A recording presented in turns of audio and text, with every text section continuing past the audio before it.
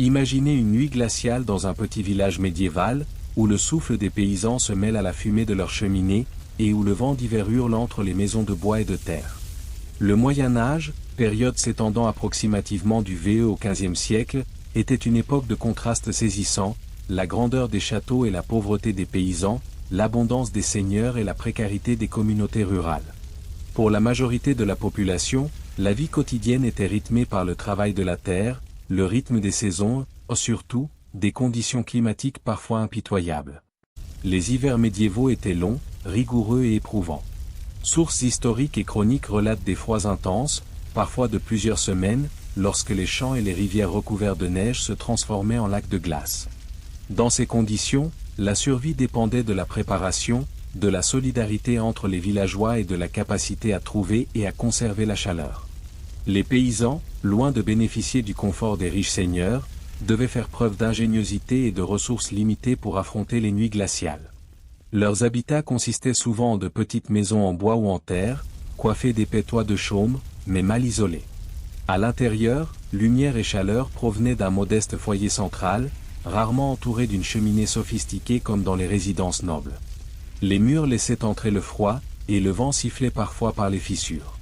Dormir la nuit signifiait affronter des températures proches de zéro, voire négatives, dans des espaces partagés avec les animaux domestiques, eux-mêmes sources de chaleur précieuse. Pour bien comprendre comment ces hommes et ces femmes se réchauffaient, il faut s'immerger dans leur quotidien. Les paysans médiévaux ne disposaient pas du luxe que l'on pourrait imaginer, couverture de laine fine ou manteau doublé de fourrure. Chaque vêtement, chaque couche de tissu, chaque morceau de peau animale servait à conserver la chaleur corporelle. Les repas chauds, bien qu'exceptionnels, et les bougies ou lampes à huile contribuaient également au confort nocturne.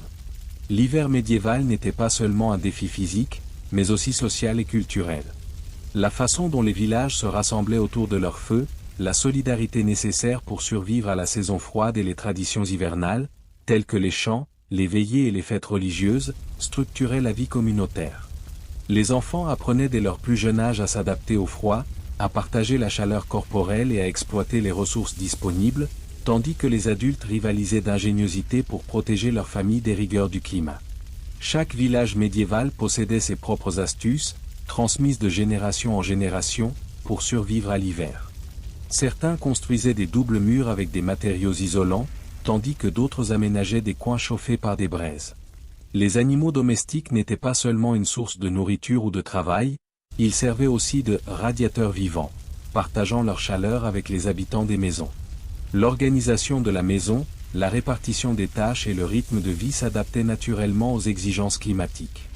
L'histoire des paysans médiévaux confrontés à l'hiver est donc bien plus qu'une simple question de confort. Elle révèle leur résilience, leur créativité et leur capacité à transformer un environnement hostile en espace de survie. Le froid n'était pas seulement un ennemi à combattre, mais un facteur structurant de la vie quotidienne. Comprendre ces conditions permet de mieux comprendre les difficultés du Moyen Âge rural et les solutions ingénieuses qui ont permis à ces communautés de survivre pendant des siècles. Ainsi, avant d'explorer les méthodes pratiques utilisées par les paysans pour se chauffer, il est essentiel de se plonger dans le contexte de leur existence.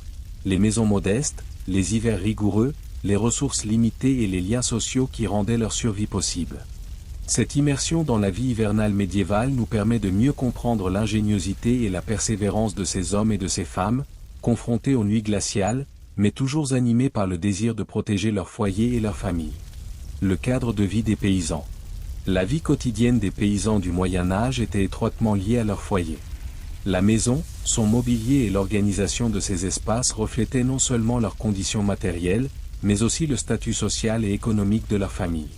Comprendre le cadre de vie des paysans permet de comprendre leur quotidien, leurs habitudes domestiques et les contraintes auxquelles ils étaient confrontés, notamment en matière de chauffage et de confort.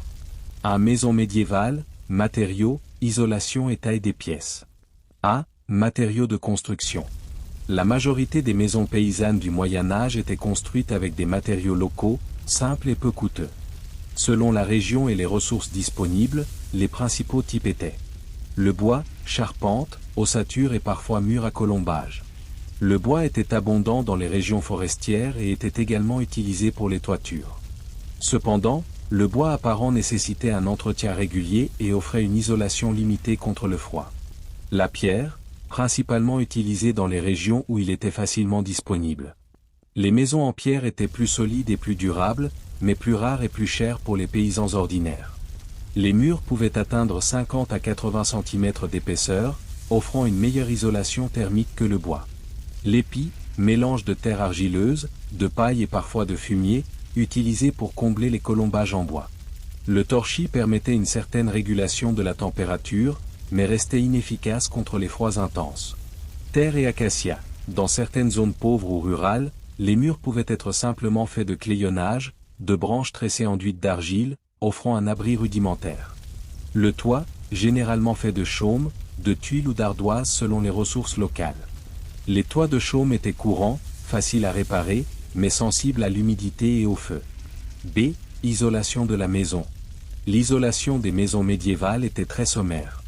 L'argile et les colombages pouvaient légèrement limiter les pertes de chaleur, mais l'air froid s'infiltrait facilement par les interstices des murs, des fenêtres et des portes. Le verre était rare, les ouvertures étaient souvent protégées par du bois ou des volets, laissant passer un minimum de lumière et de chaleur. Le sol, souvent en terre battue, absorbait l'humidité et accentuait le froid en hiver. Dans les maisons plus aisées, on trouvait des planchers en bois, mais pour les paysans ordinaires, marcher pieds nus ou chaussés de sabots sur la terre battue signifiait être directement exposé aux fluctuations de la température extérieure. C. La taille et l'organisation des pièces. Les maisons paysannes étaient généralement petites, souvent une seule pièce principale pour toute la famille. La région variait généralement de 20 à 50 mètres carrés, rarement plus. Cette pièce servait de cuisine, de salle à manger, de bureau et de chambre. Le rez-de-chaussée, espace multifonctionnel où se trouvait en hiver le foyer, l'aire de préparation des repas, les outils agricoles et parfois le bétail, dans une partie attenante, pour profiter de la chaleur animale. L'étage supérieur ou le grenier, rarement présent, il servait à stocker du grain, du foin ou d'autres provisions. Les pièces séparées étaient presque inexistantes dans les habitations paysannes, sauf dans les fermes les plus aisées. L'absence de pièces isolées et la concentration des activités dans un seul espace accentuaient les problèmes liés à la chaleur, à la fumée et à l'humidité. 2. Conditions de vie à l'intérieur des maisons. A. Meubles et lits. Le mobilier paysan était extrêmement simple. Il se limitait à lits ou matelas de paille, des matelas souvent rudimentaires posés sur des planches ou à même le sol. La literie comprenait rarement des couvertures. Des matelas de paille et parfois quelques couvertures de laine suffisaient pour toute une famille. Plusieurs personnes pouvaient dormir dans le même lit pour se tenir chaud. Bancs et tables, pour les repas et les tâches ménagères. Coffre ou malle, pour stocker des vêtements et quelques objets de valeur. Outils et ustensiles, accrochés au mur ou rangés dans les coins de la pièce. Les meubles n'offraient aucune protection thermique et ne contribuaient pas à l'isolation contre le froid ou l'humidité. B. Sol, murs et humidité. Les soleils, principalement en terre battue, parfois recouvertes de paillassons ou de planches de bois pour limiter l'humidité. En hiver, le sol était froid et humide, favorisant les maladies respiratoires et les rhumatismes. Les murs, en bois, en terre ou en pierre, non isolés. L'humidité s'infiltrait facilement, surtout par temps de pluie ou de neige, accentuant le froid intérieur. Humidité était un problème majeur. La cuisson au foyer central et la présence du bétail augmentaient la vapeur d'eau, mais le manque de ventilation rendait la maison humide et malodorante. Les mois d'hiver étaient particulièrement difficiles, les murs suintaient d'humidité et les sols gelaient. C. Le chauffage et ses limites. Le chauffage reposait presque exclusivement sur le foyer central, un petit espace ouvert où l'on faisait du feu pour cuisiner et se réchauffer. Quelques points à noter. Même les maisons les plus modestes n'avaient pas de cheminée. La fumée emplissait la pièce et sortait par une ouverture dans le toit. Cela contribuait à réduire l'humidité, mais rendait l'air âcre et difficile à respirer. Les cheminées ne suffisaient pas à chauffer toute la maison. Les familles devaient se rassembler autour du feu pour se réchauffer, surtout la nuit. Les fenêtres étaient souvent fermées pour conserver la chaleur, ce qui aggravait l'humidité et la qualité de l'air.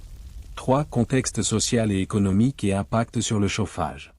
Le mode de vie des paysans et leur capacité à se chauffer ont été directement influencés par leur statut social, leur richesse et leur environnement. Paysans pauvres, laboureurs et serfs, ils possédaient une maison très rudimentaire, un mobilier minimaliste et un accès limité au bois ou au combustible. Ils ne pouvaient chauffer leur maison que quelques heures par jour, et les périodes de grand froid étaient particulièrement difficiles. Paysans plus riches, agriculteurs ou propriétaires de petites terres pourraient investir dans des murs en pierre ou des cheminées mieux conçues, stocker plus de bois et posséder des couvertures en laine, ce qui améliorerait légèrement le confort thermique. Accès au carburant. Le bois était la principale source de chaleur. Dans les zones boisées, il était accessible, mais pouvait devenir coûteux ou être réglementé par le seigneur local. Dans les zones moins boisées, les paysans devaient se contenter de branches, de fagots ou de tourbes, ce qui limitait la durée et l'intensité du chauffage. Seigneuriale régulation. Certains seigneurs contrôlaient l'accès aux forêts et aux ressources, ce qui pouvait limiter le chauffage disponible pour les résidents les plus pauvres. Le chauffage n'était donc pas seulement une question de technique, mais une question sociale et économique, ce qui a accentué les inégalités entre les différentes catégories de paysans et a profondément affecté la vie quotidienne, la santé et le confort. 4. Résumé. Le cadre de vie des paysans médiévaux est caractérisé par petites maisons, construites avec des matériaux locaux qui offrent souvent une mauvaise isolation. Une seule pièce multifonctionnelle, avec un mobilier minimal et des lits rudimentaires. Sol froid et humide, murs peu protecteurs et chauffage limité à une cheminée centrale. Une forte dépendance au contexte social et économique pour l'accès au bois et aux autres ressources, qui conditionne directement le confort thermique. Ce mode de vie explique pourquoi l'hiver était la période la plus difficile pour les paysans et pourquoi la vie domestique s'organisait autour du feu, de la protection contre l'humidité et du partage de la chaleur corporelle au sein des familles. Étape 3, source de chaleur disponible. Dans la vie quotidienne des paysans médiévaux, la chaleur était un bien précieux, souvent rare et toujours recherché avec ingéniosité. À une époque où le confort moderne n'existait pas, chaque foyer devait s'adapter aux rigueurs de l'hiver en utilisant les ressources disponibles et en optimisant chaque source de chaleur. Les méthodes les plus courantes se répartissaient en plusieurs catégories. Foyer domestique, feu collectif et appareils portatifs tels que torchers, lampes et braises. Cheminée et cheminée domestique. Le cœur de chaque foyer paysan médiéval était le foyer domestique. Cet espace simple, généralement situé au centre de la pièce principale, servait à la fois à cuisiner et à se chauffer. Les foyers étaient souvent construits en pierre, en briques ou en argile, matériaux capables de retenir et de diffuser la chaleur. Le bois, principal combustible utilisé, était soigneusement choisi et stocké dans des endroits secs pour garantir une combustion efficace. Les maisons n'étaient pas équipées de cheminées sophistiquées. Dans de nombreuses maisons, la fumée s'échappait par un simple trou dans le toit ou par de petits conduits rudimentaires. Cette absence de cheminée adéquate provoquait une fumée dense à l'intérieur. Mais paradoxalement, cette fumée contribuait légèrement à conserver la chaleur et à protéger le bois et les habitants de l'humidité. Les maisons plus aisées pouvaient parfois s'offrir une cheminée en pierre avec conduit, améliorant à la fois la sécurité et l'efficacité du chauffage. La sécurité était un enjeu crucial. Les cheminées ouvertes présentaient un risque constant d'incendie, et chaque famille devait veiller à contenir le feu. Les braises étaient manipulées avec précaution, et certaines cheminées étaient entourées de pierres ou d'écrans de protection pour empêcher la propagation des flammes. Les parents enseignaient la prudence dès l'enfance, car une maison en bois pouvait être réduite en cendres en quelques minutes. La chaleur du foyer ne se limitait pas à réchauffer l'air, elle servait aussi à chauffer les objets. Des pierres placées autour du feu ou des pots en métal pouvaient accumuler la chaleur et servir de source de chaleur portable, au lit ou dans les coins de la maison. Ainsi, un foyer, même modeste, était l'élément vital du foyer paysan, permettant de survivre aux nuits glaciales de l'hiver médiéval. 2. Incendies dans les habitations collectives ou communautaires. Dans certains villages, notamment dans les régions froides, les communautés possédaient des foyers communs. Ces feux, situés dans les bâtiments communs ou sur les places centrales, servaient à chauffer les espaces communs ou à rassembler les habitants pour les soirées d'hiver. Ces foyers communs permettaient non seulement de survivre aux nuits les plus froides, mais aussi de renforcer les liens sociaux. Les feux communs étaient alimentés par le bois fourni par les villageois, parfois distribué selon des règles de contribution. La gestion de ces feux exigeait discipline et organisation. Le feu devait être constamment entretenu, la fumée dirigée de manière à ne pas perturber les maisons environnantes et les braises conservées pour les soirées suivantes. Les habitants venaient au foyer commun pour cuisiner, se réchauffer et partager des histoires, créant ainsi un espace à la fois pratique et convivial. Certains récits médiévaux relatent comment, lors d'hivers particulièrement rigoureux, des villages entiers s'organisaient pour entretenir un feu constant dans les bâtiments communs, permettant à chacun de venir se réchauffer, d'échanger des nouvelles ou de se réconforter autour de la flamme.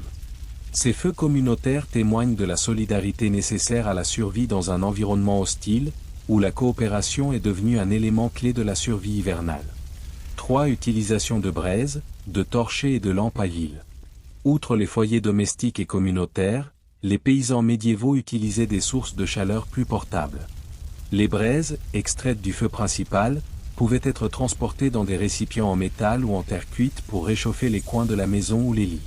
Cette pratique, bien qu'efficace, exigeait une grande prudence, car une braise mal placée pouvait déclencher un incendie. Les torchets en bois, souvent enduites de résine ou de graisse animale, servaient principalement à l'éclairage, mais elles constituaient également une source de chaleur, notamment lors des déplacements nocturnes à l'extérieur. De même, les lampes à huile, brûlant de l'huile végétale ou animale, procuraient une chaleur modérée en plus de leur éclairage. Ces appareils portables étaient essentiels pour compléter la chaleur du foyer, notamment dans les maisons très grandes ou mal isolées.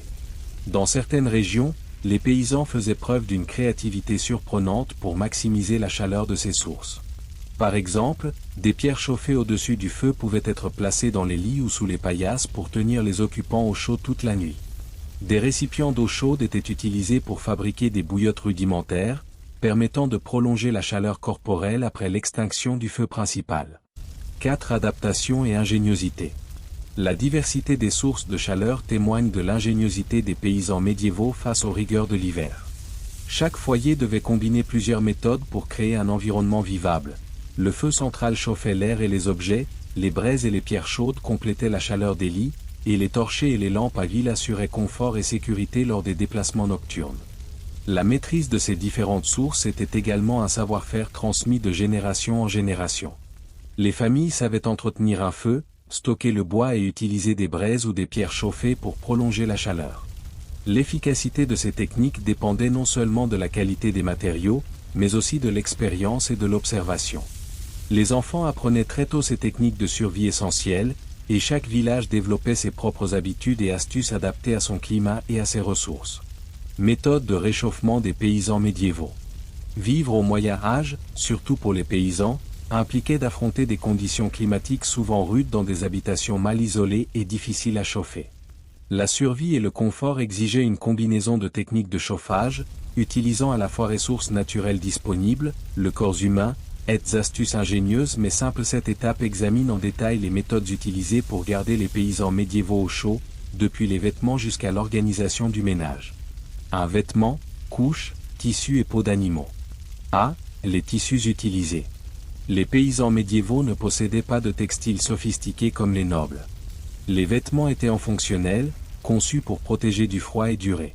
Les principaux matériaux utilisés étaient laine, la fibre la plus courante, issue de moutons élevés par les agriculteurs eux-mêmes ou achetés.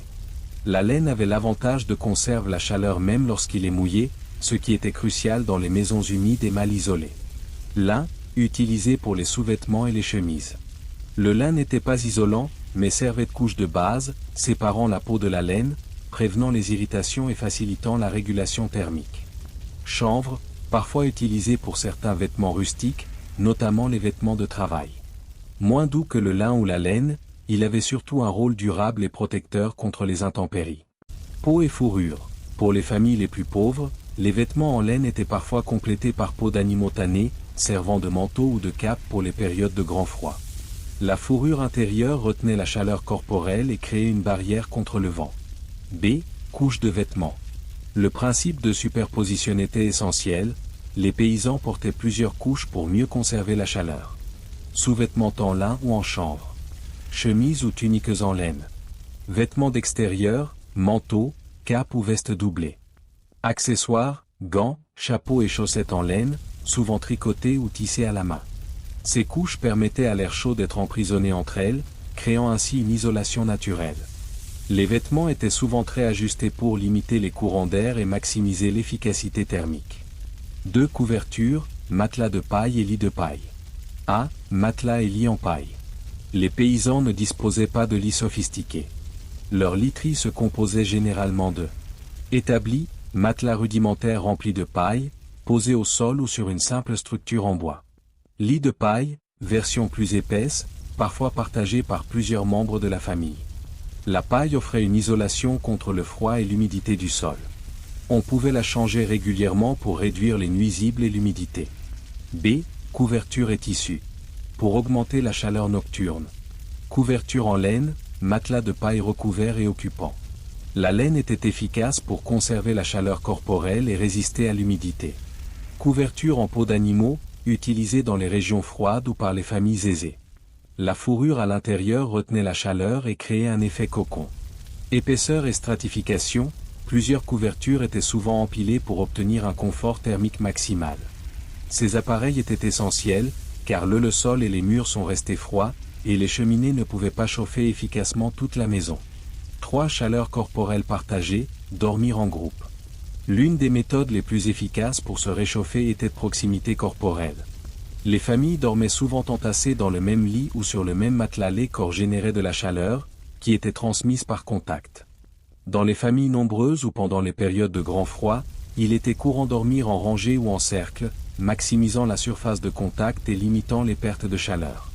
Les animaux domestiques pouvaient également être inclus, chiens et chats dormaient à proximité des habitants pour leur apporter une chaleur supplémentaire.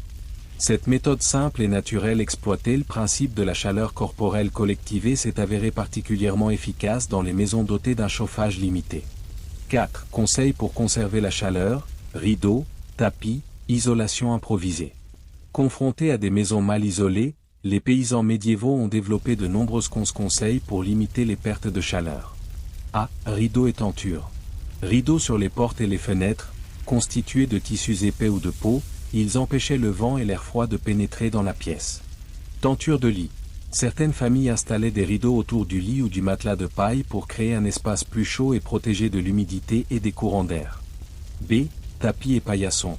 Tapis en laine ou en chanvre, placés au sol, ils limitaient le contact direct avec la terre froide et réduisaient les pertes de chaleur par conduction.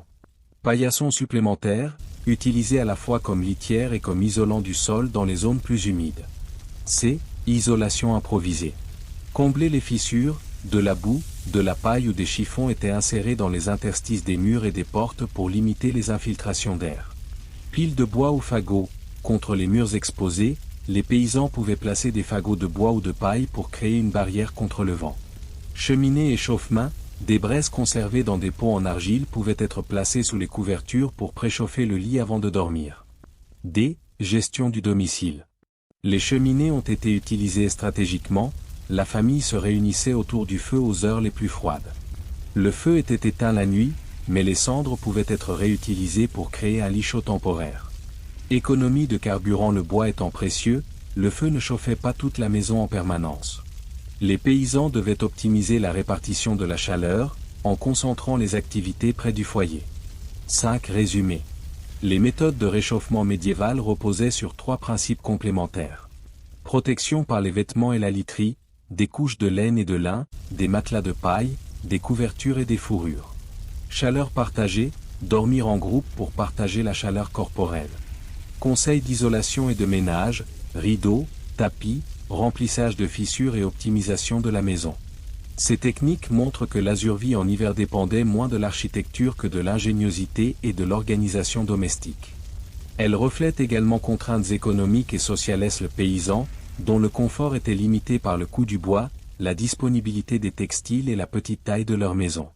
Nourriture et boissons pour se réchauffer. Dans la vie hivernale des paysans médiévaux, la chaleur ne provenait pas seulement du feu ou des vêtements, elle provenait aussi de ce qu'ils consommaient. Nourriture et boissons étaient des outils essentiels pour lutter contre le froid, et leur façon de les préparer et de les consommer témoignait de l'ingéniosité des hommes et des femmes de l'époque. Un bouillon et soupe, la chaleur dans l'assiette. L'aliment le plus courant pour se réchauffer était sans doute le bouillon. Préparé à partir de légumes racines, de céréales et parfois de morceaux de viande ou d'os, le bouillon procurait une chaleur immédiate au corps. Dans un village médiéval, chaque maison possédait une grande marmite suspendue au-dessus du feu central. Le bouillon mijotait pendant plusieurs heures, libérant non seulement sa chaleur, mais aussi un arôme réconfortant qui emplissait la maison et contribuait à un sentiment de bien-être. Les soupes, souvent plus épaisses, étaient également très prisées. Elles combinaient céréales, légumineuses et légumes de saison, et pouvaient être enrichies de restes de viande ou de graisse animale. Outre leur apport calorique, ces plats étaient chauds, faciles à digérer et se consommaient rapidement après une journée de travail dans les champs glacés. Chaque gorgée de bouillon ou de soupe augmentait la température corporelle et procurait une sensation immédiate de réconfort, essentielle pour affronter la nuit. Certaines régions ont développé des recettes spécifiques adaptées aux hivers rigoureux. Les habitants utilisaient des herbes locales, des légumes secs et des conserves rudimentaires pour prolonger la disponibilité des ingrédients. La cuisson prolongée sur un feu central permettait non seulement d'économiser le combustible, mais aussi d'extraire un maximum de chaleur et de nutriments, remplissant ainsi un double objectif, réchauffer le corps et nourrir efficacement la famille. 2 boissons chaudes, infusion et réconfort liquide. Outre les repas solides, les boissons chaudes jouaient un rôle essentiel. L'eau était bouillie pour éliminer les impuretés, mélangée à des herbes ou des céréales, elle devenait une boisson chaude capable de générer une chaleur interne durable. Le lait, lorsqu'il était disponible, servait également à préparer du porridge ou des boissons lactées, consommées chaudes pour réchauffer le corps. Les infusions de plantes, comme la camomille, la menthe et la sauge, étaient prisées pour leurs propriétés apaisantes et réchauffantes. Les villageois connaissaient depuis longtemps les vertus de ces plantes. Elles favorisaient la circulation sanguine, aidaient à se détendre après une journée froide et prolongeaient la sensation de chaleur corporelle. Chansons et musique. Chanter en groupe mobilisait les muscles respiratoires et augmentait la circulation sanguine. Des instruments simples, comme le tambourin ou la flûte, nécessitaient du mouvement et de la coordination, générant un excès de chaleur corporelle. Les chansons accompagnaient souvent les travaux domestiques, transformant les corvées en activités dynamiques. Contes et histoires.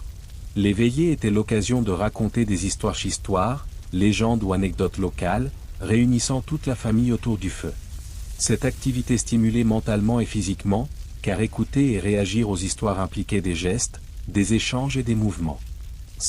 Jeux et activités ludiques. Jeux de société ou d'adresse, des pions ou jetons en bois, des jeux de dés rudimentaires, utilisaient les mains et nécessitaient parfois de se pencher, de se lever et de se déplacer.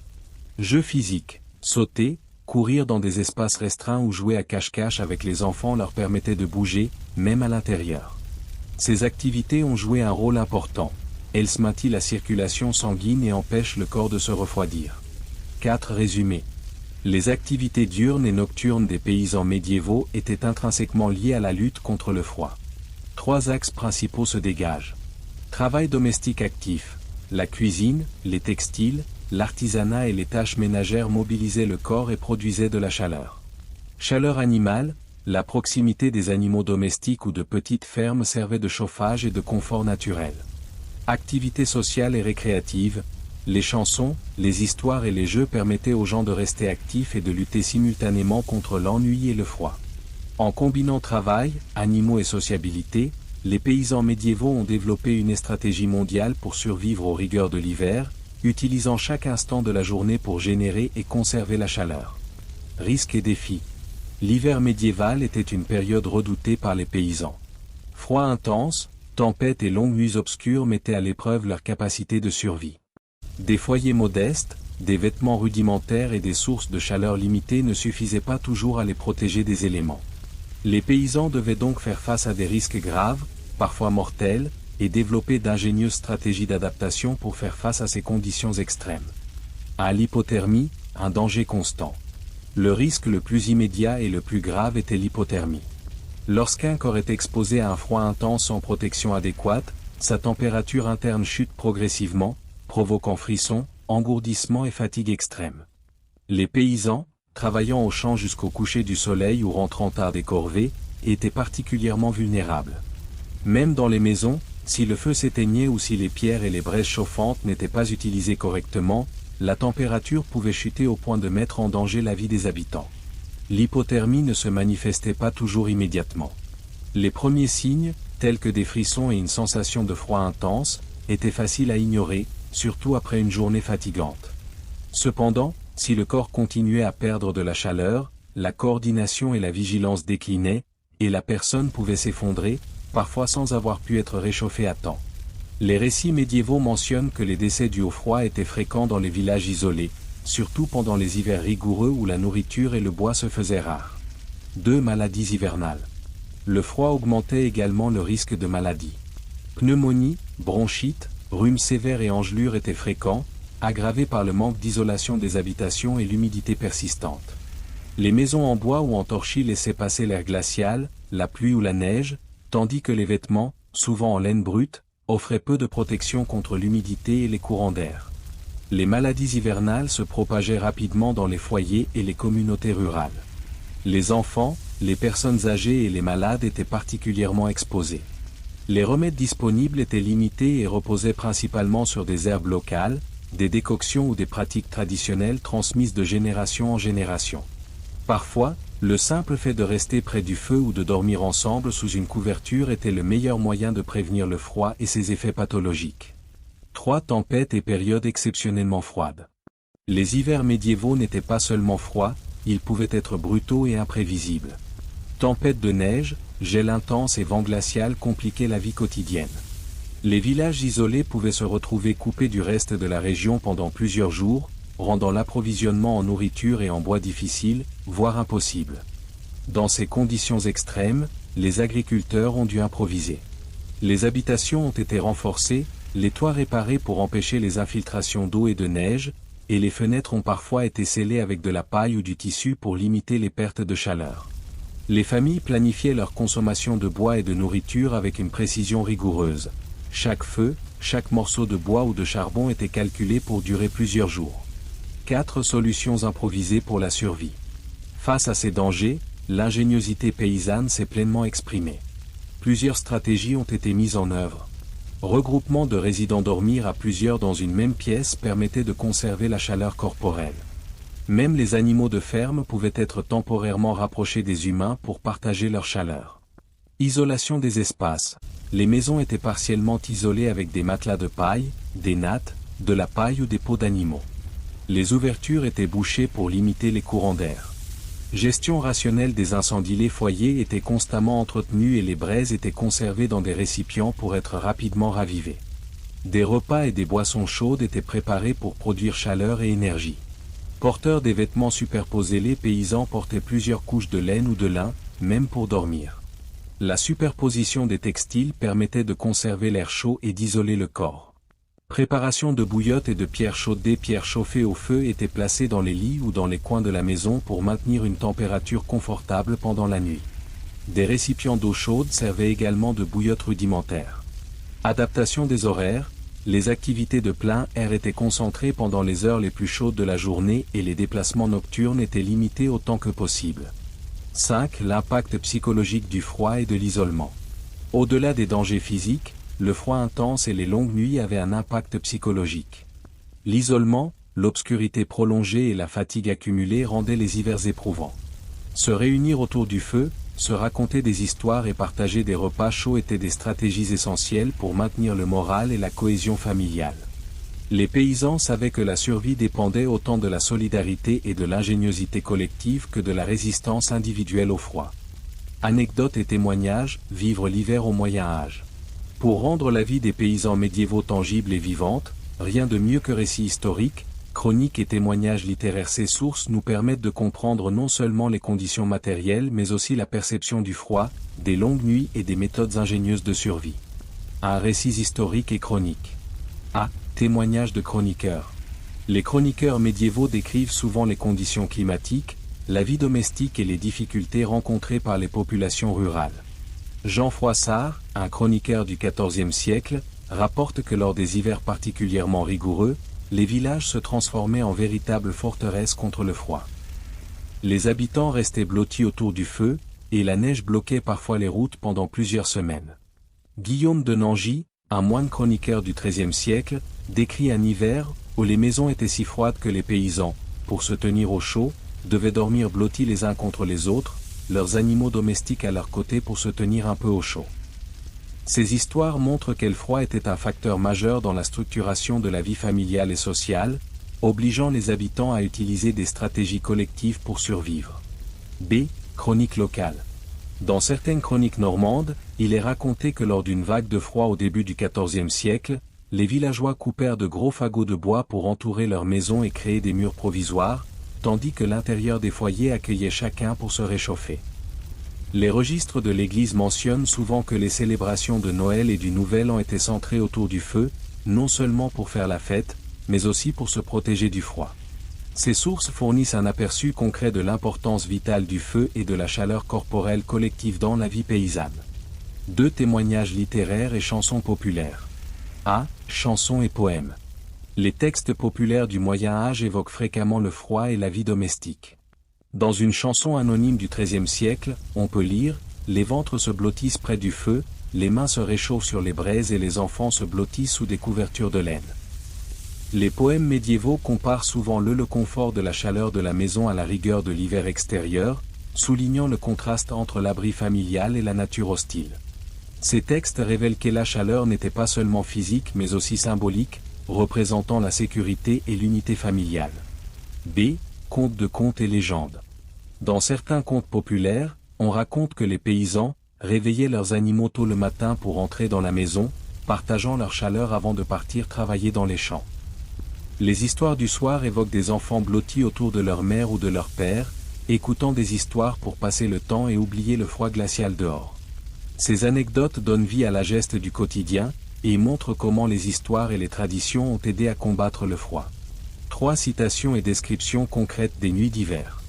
A. Témoignages directs. Les écrits des auteurs médiévaux contiennent des passages très précis sur les conditions de la vie nocturne.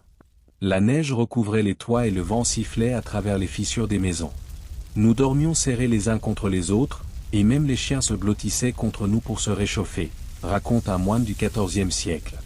Dans un registre municipal, il est noté, l'hiver dernier, le froid pénétrait jusqu'au sol. Les villageois partageaient leurs paillasses et leurs couvertures, car rester seul signifiait grelotter jusqu'au matin. Ces citations mettent en évidence l'ingéniosité quotidienne des paysans et le besoin de chaleur collective pour survivre. B. Anecdote de la vie réelle. Un chroniqueur décrit une famille du nord de la France qui, par une nuit glaciale, rassembla tous ses voisins autour d'un grand feu et d'animaux, partageant vêtements, couvertures et histoires jusqu'au petit matin. Dans un village d'Angleterre, on dit que les habitants préparaient des lits de paille supplémentaires dans la grande salle commune, afin que chacun puisse bénéficier d'un espace isolé du froid du sol, mais proche de la chaleur des autres. Ces histoires montrent que la vie nocturne était une combinaison de chaleur physique, sociale et morale. 4. De petites histoires concrètes pour donner vie à la vidéo. A. Histoire d'une famille paysanne. Imaginez une nuit d'hiver au XIIIe siècle dans un petit village français. La neige tombait sans relâche et le vent soufflait à travers les fissures des murs de boue. La famille Dupont avait allumé un petit feu dans l'âtre central. Les enfants se blottissaient contre leurs parents, tandis que le chien dormait à leurs pieds. La mère avait préparé des couvertures supplémentaires et le père grattait les cendres chaudes pour réchauffer la paillasse. Entre les histoires racontées par la grand-mère, la famille partageait la chaleur du corps, échangeant sourires et rires, transformant la nuit glaciale en un moment de sécurité et de convivialité. B. Anecdote d'un village du Nord. Lors d'un hiver particulièrement rigoureux, les habitants d'un village normand décident de construire un mur temporaire de fagots de bois autour des maisons les plus exposées au vent chaque soir. Les voisins se réunissaient autour du feu commun, échangeant histoires et chansons. Même les poules et les chats étaient accueillis dans la maison, participant involontairement à la lutte contre le froid. La solidarité et la créativité collective ont permis de traverser l'hiver sans pertes humaines. C. Témoignages d'enfants. L'histoire d'un moine raconte comment les enfants s'amusaient à courir dans la maison entre les cheminées et les lits, jouer à cache-cache pour se réchauffer. Les veillées comprenaient souvent petits jeux physiques ou chansons, permettant aux jeunes de rester actifs malgré l'obscurité et le froid. Ces anecdotes concrètes nous permettent de visualiser la vie quotidienne et rendre les stratégies de réchauffement plus concrètes et plus humaines. 5. Résumé. Des anecdotes et des témoignages montrent que la chaleur dans la vie paysanne médiévale n'était pas seulement une question de vêtements ou de feu, mais une combinaison de organisation familiale et collective, partage de la literie, présence d'animaux, proximité physique. Activités quotidiennes, cuisine, artisanat, travaux domestiques générant de la chaleur. Sociabilité et culture, des histoires, des chansons, des jeux, qui aident à garder le moral et le corps actifs. L'histoire de chaque famille et de chaque village révèle la créativité, la solidarité et la résilience des habitants face à la rigueur de diverses histoires, bien que parfois fragmentaires, font revivre une époque où la chaleur était une denrée précieuse, à la fois matérielle et sociale. Alors que l'hiver s'installait sur les villages médiévaux, les paysans étaient confrontés à des défis parfois insurmontables. Un froid mordant, des nuits interminables et des ressources limitées rendaient la survie quotidienne un véritable défi. Pourtant, au milieu de cette rudesse, des stratégies ingénieuses et des rituels ancestraux permettaient aux hommes et aux femmes de ces époques non seulement de survivre, mais aussi de tisser une vie sociale et culturelle riche, axée sur la chaleur, la solidarité et la résilience. Un résumé des méthodes de réchauffement. Les méthodes de chauffage utilisées par les paysans médiévaux étaient diverses et complémentaires. Le foyer et les cheminées constituaient le cœur de la maison. Le feu central était non seulement une source de lumière et de chaleur, mais aussi le lieu où la famille se réunissait, partageait les repas et assurait la protection des plus vulnérables. Braises, torchers et lampes à huile complétaient ces foyers, apportant chaleur et lumière dans les recoins sombres des maisons. Les vêtements superposés, souvent en laine, en lin ou en cuir, étaient essentiels pour conserver la chaleur corporelle. Chaque couche servait à emprisonner l'air chaud et à protéger des courants d'air. Couvertures, paillasses et pots placés dans les lits contribuaient à prolonger la chaleur pendant les longues nuits. Mais le réchauffement ne se limitait pas à l'extérieur. La nourriture et les boissons jouaient un rôle tout aussi crucial. Bouillons, soupes, boissons chaudes et infusions contribuaient à générer une chaleur intérieure, tandis que l'alcool et les épices apportaient un réconfort supplémentaire. Ces pratiques alimentaires étaient autant des stratégies de survie que des moments de plaisir et de retrouvailles familiales. Les activités diurnes et nocturnes étaient elles-mêmes adaptées au climat. Les paysans concentraient leurs travaux en plein air aux heures les plus chaudes, profitaient des pauses près du feu pour se réchauffer et planifiaient soigneusement leurs déplacements afin de limiter l'exposition au froid. Même des rituels simples, comme dormir en groupe ou placer des pierres chauffées dans les lits, témoignaient d'une ingéniosité quotidienne face aux défis hivernaux. De l'impact sur la vie sociale et culturelle. Ces méthodes de chauffage ont également eu un impact profond sur la vie sociale et culturelle des villages médiévaux. Le feu central, autour duquel se déroulait la vie domestique, était un lieu de transmission d'histoire, de chants et de savoir-faire. Les soirées d'hiver, où l'on partageait bouillon, soupe et infusion, étaient des moments de rapprochement et de solidarité intergénérationnelle. Faire face aux températures glaciales renforçait également l'esprit communautaire. Les voisins partageaient parfois du bois, de la nourriture ou des conseils pour améliorer l'isolation des maisons.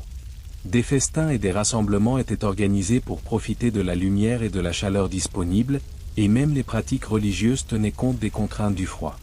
Les méthodes pour se réchauffer ne se limitaient donc pas à la survie physique. Elles structuraient la vie sociale, façonnaient les comportements et renforçaient la cohésion communautaire. Les artisans et commerçants locaux ont également contribué à cette dynamique. Tisserands, cordonniers et potiers produisaient des vêtements, des chaussures et des ustensiles pour mieux affronter l'hiver. La transmission de ces savoir-faire, ainsi que l'échange de techniques et de conseils entre les villages, témoignait d'une culture de résilience et d'adaptation aux éléments. 3. Réflexion sur la résilience des agriculteurs. L'histoire des paysans médiévaux face à l'hiver est avant tout une histoire de résilience. Chaque nuit glaciale, chaque tempête de neige et chaque période difficile ont été surmontées grâce à l'ingéniosité, la solidarité et la persévérance. Ces hommes et ces femmes ont su transformer les contraintes du froid en moteur d'invention et de cohésion sociale. Leur capacité d'adaptation, qu'il s'agisse de préparer des bouillons nourrissants, de superposer des vêtements, d'utiliser des pierres chaudes ou de créer des foyers communs, témoigne d'une compréhension intime du monde naturel et de ses dangers. Ils ont appris à exploiter toutes les ressources disponibles pour maximiser leur confort et leur survie, faisant de la chaleur plus qu'un simple besoin physiologique, un symbole de vie, de protection et de lien social. 4. Clôture poétique. Imaginez une nuit d'hiver médiévale, le vent hurlant entre les maisons de terre, la neige recouvrant les champs, et dans chaque maison, la lumière dansante des flammes réchauffant les visages fatigués. La vapeur des bouilloires, les histoires se racontent, les couvertures et les pierres chaudes protègent du froid, et malgré l'obscurité et le gel, la chaleur humaine persiste. Malgré la rigueur du climat, les paysans trouvaient dans chaque geste partager un repas chaud, rassembler les corps endormis, et échanger des savoirs un moyen de résister et de survivre. Leur résilience n'était pas seulement physique, elle était culturelle, sociale et émotionnelle. Chaque hiver, chaque nuit glaciale témoignait de leur capacité à transformer l'adversité en force et à préserver la vie et la communauté face aux rigueurs de la nature. Ainsi, à travers les siècles, ces pratiques médiévales nous rappellent que la chaleur, au-delà du simple confort matériel, est un vecteur de vie, de lien et de survie. Les paysans, par leur ingéniosité et leur solidarité, ont laissé un héritage de résilience et de sagesse que nous pouvons admirer et dont nous pouvons nous inspirer encore aujourd'hui.